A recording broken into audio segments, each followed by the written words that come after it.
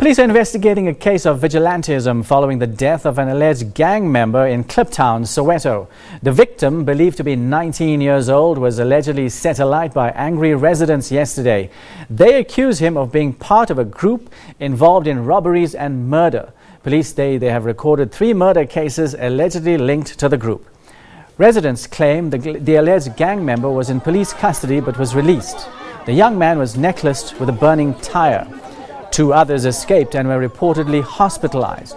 Residents say they took matters into their own hands as police are not doing their job. However, Kliptown police say they've been doing their best to work with the community in preventing crime. This is a developing story. We'll have more a little later. And for more on the story, we're joined by our reporter, Maageketla Mohlabe. Maageketla, thank you for joining us. You've been there in Kliptown today. Tell us how events unfolded. Well, according to the community members there in Kliptown, what they are actually detailing is that this started in October, but it wasn't at this rate where you had people being killed, allegedly by this grouping of gangsters. And what they are saying is that it looks like those that are involved in this gangsterism or alleged gangsterism are actually teenagers between the ages of 14 and 19, and they're saying that it looks like this group, or this rivalry rather, started in the classroom, where obviously these kids tend to fight, and now of course schools have closed and now they've come out of the schoolyards and fighting in the streets. But what they are saying is that it looks like anyone they meet within the street becomes a victim. You are either robbed, of course, or murdered if you, of course, you do not surrender your belongings. Okay, so what you're saying is that there are gangs operating in the area, and that they are teenagers primarily, and that they are targeting ordinary citizens that they meet on the streets. Exactly. And of course, coming to the death that happened yesterday, allegedly by mob justice or community members, what we learned is that this deceased, who was obviously killed allegedly by community members, had been in police custody, and according to community members, they were surprised to see him back into the community, and as a result, obviously that pushed them to the limit. And so community members took the law into their own hands. Taking matters into Why their was own he hands. arrested in the first place?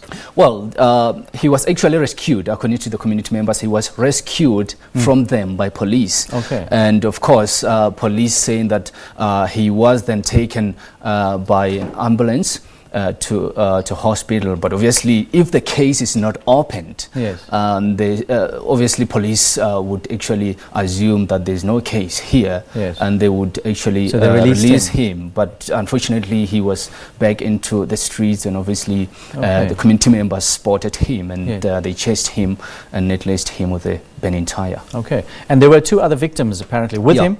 Of course, from what we understand is that these 2 other teenage boys were with him, and of course they managed to escape that wrath by community members yesterday. But of course, police saying that they're still investigating this case to see more if there's more that needs to be done. But of course, residents saying that police really have failed them in many years, and more especially with this latest development of murders allegedly by these gangsters. And they are saying that well, there's no way there's nothing that they can really do. They're definitely going to take the law into their own hands if police are not actually seen on the ground. What are the communities saying? I mean, what did these youngsters do that warranted this act of criminality that in which one of them died?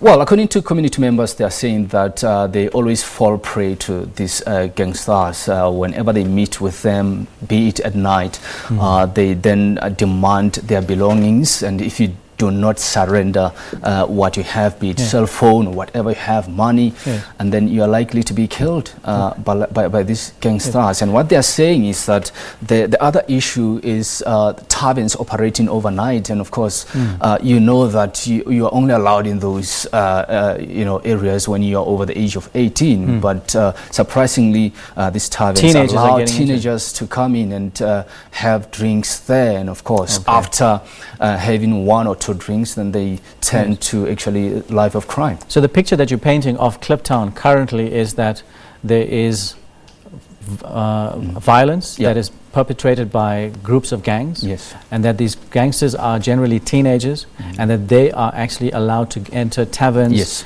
and imbibe alcohol. Absolutely. And as a result of which, there's far more.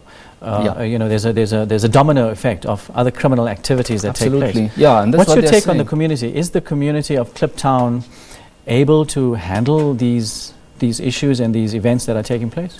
I cannot necessarily say yes, because I mean, this is the only issue. This is not the only issue that the community of Kliptown are facing. I mean, you know, the issue of service delivery there. I mean, just a couple of months ago, we were there covering the story about illegal connection of electricity, and of course, Izinyoka keeping on connecting in front of cameras, by the way. And of course, what they're saying is that we are actually reconnecting ourselves or connecting ourselves illegally, because we have actually taken to the streets on several occasions, but government or local government doesn't seem to be actually paying attention or actually doing what we are demanding of them to do. What are the police saying? What are the police saying about what are they confronting in terms of the crime, the criminal level, the level of crime in the area, and how are they actually handling the situation?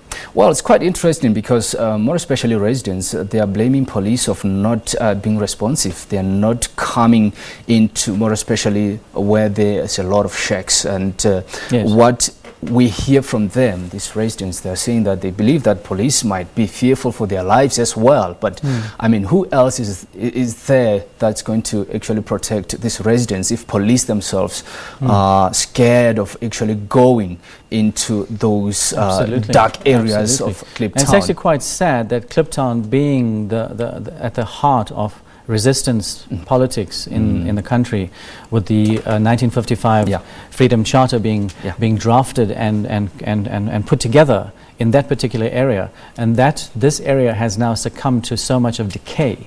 Which angers these residents. They are aware of the rich history of that area, and of course they do know that the Freedom Charter was adopted there.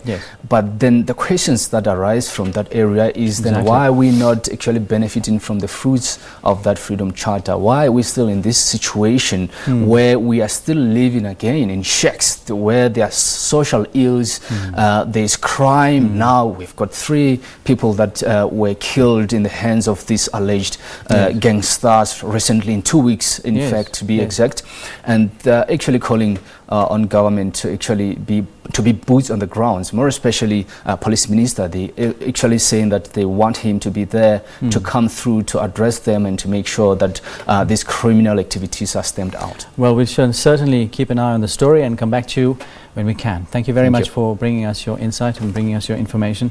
That was our reporter Maageketla Mohlabe, who was at Kliptown, where there were incidents of violence, and one community member who was alleged to be a gangster was set alight and killed. Moving on now, the Department of Correctional Services says former